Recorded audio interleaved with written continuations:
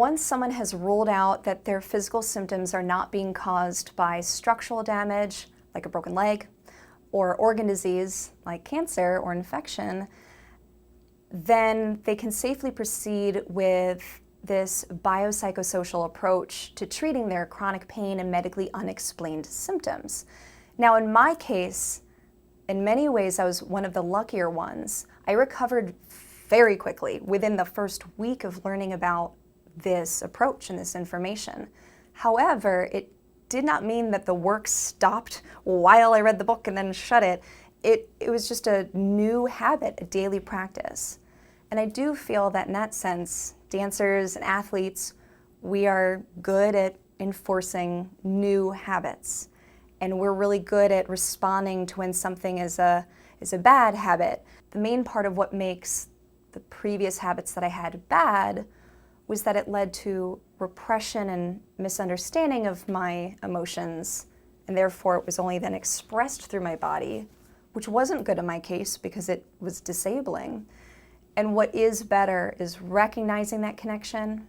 For me, that was most of what I needed, just recognizing that pain did not equal harm, that hurt didn't equal harm, that pain is a danger signal, and getting rid of that fear attached to these sensations is what kind of let everything go away at that point. Lots of people need deeper work, whether it's emotionally expressive journaling, therapy with a mental health professional, digging in deep, working on their sense of self-worth and where they fit in within their social relationships, really kind of taking back control, and instead of internalizing all this feeling of, instead of believing everything someone says to them or interpreting actions as if I must be worthless, having to, really bring that back. A lot of people have to do that. I didn't have to do that initially for the symptoms I had, but I definitely had to do that years later when some symptoms popped up again. And luckily, I never let myself fear the symptom, so it was never chronic or a huge issue, but there were times where I had to do a little bit more digging deeper, and the reason for that was usually if I was in a living situation with someone who, despite me recognizing why I had my symptoms, why the danger alarm mechanism was being activated, if I'm still living with them and interacting with them in a way where there's still that conflict, yeah, duh, I'm still gonna keep having symptoms. Of course, I'm still gonna have this danger signal go off. So at least I'd be aware of it, and then I would work through it.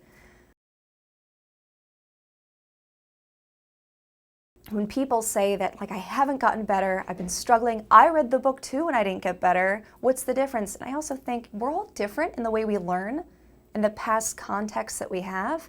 So if you're not better within a month, after already ruling out your physical and already ruling in the emotional and psychological, then seek help from a mental health professional familiar with how to assess for and treat stress-induced medical conditions.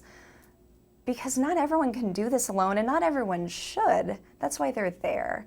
And there's too much of a stigma within mental health for people to think like, no, I got this. Like, of course if I break my leg, I'll see a medical doctor, but if I'm having PTSD from sexual assault, or in my case, witnessing a near attempted murder, then no, I'll just handle it on my own.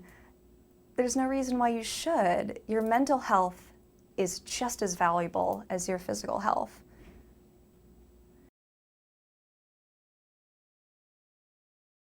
In my case, once I initially recovered from nearly 20 symptoms that I had all at once, ranging from intense chronic pain, gastrointestinal distress, dizziness, confusion, like the level of, it's amazing how all these things can build up on each other. As soon as some of my symptoms started to dissipate, the fear went down. And then my symptoms dissipated more, and then more fear went down, and it kind of went together. And as I now know, that's what mental health professionals in this field refer to as growing a list of confirmatory evidence, meaning evidence that confirms that you have psychophysiologic disorder, that your brain is generating these real physical symptoms. So I did that naturally, and for those who don't make that connection right away, that's what a mental health professional would guide them through that process. That's what it's all about. I mean, the initial stage is awareness, being aware that this is a thing, that your mind and your body are ultimately connected, that real physical symptoms can happen in response to perceived danger, not just tissue damage, but emotional danger. Loneliness is a big one in my case, grief, rage, especially if you've been trained to never express it, like for women and dancers, and the double of the two that I had, you just smile through it, just because you don't outwardly express those emotions, typically, doesn't mean that they're not felt. And to clarify, I know there's so much confusion on this, because there was for me, and what I hear from what other people say, this is not a conscious choice. These real physical symptoms that can happen in response to perceived danger happen just as naturally as your digestion and your heart rate and your respiratory rate, because it's all the same thing. It's all operating through that same autonomic nervous system, which if you think of it, it's kind of like automatically your nervous system operates this way. So it's just as unconscious, unchosen, automatic as your dreams. You don't control your dreams. You wouldn't yell at someone for like, oh, you had a dream about that? How dare you? You're weak, you're terrible. So similarly, if you have these symptoms, it doesn't mean like, oh, you were choosing that. Oh, you're making this up.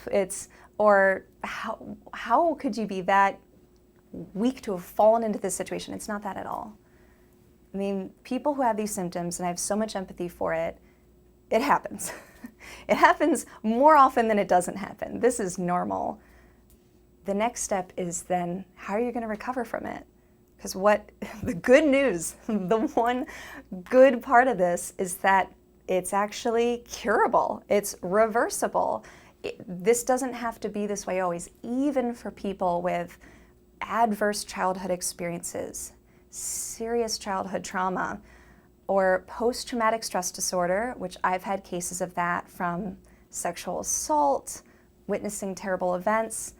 Just because these things have, for a long time, people know how that can shorten your lifespan. What does that say about how it affects your health? But it's reversible.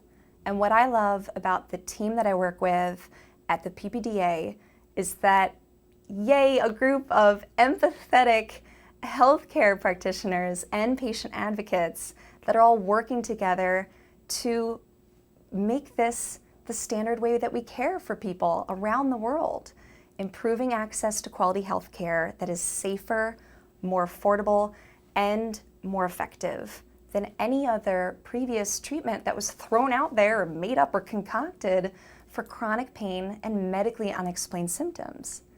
And when you think about just the term, that's a term that people in this field use. Medically unexplained symptoms literally means that there's not a thing that you can see that's medically explaining it, but it doesn't mean it's not real. These neural pathways are everything in between. And it turns out there is an explanation, but it's a psychophysiologic explanation for it.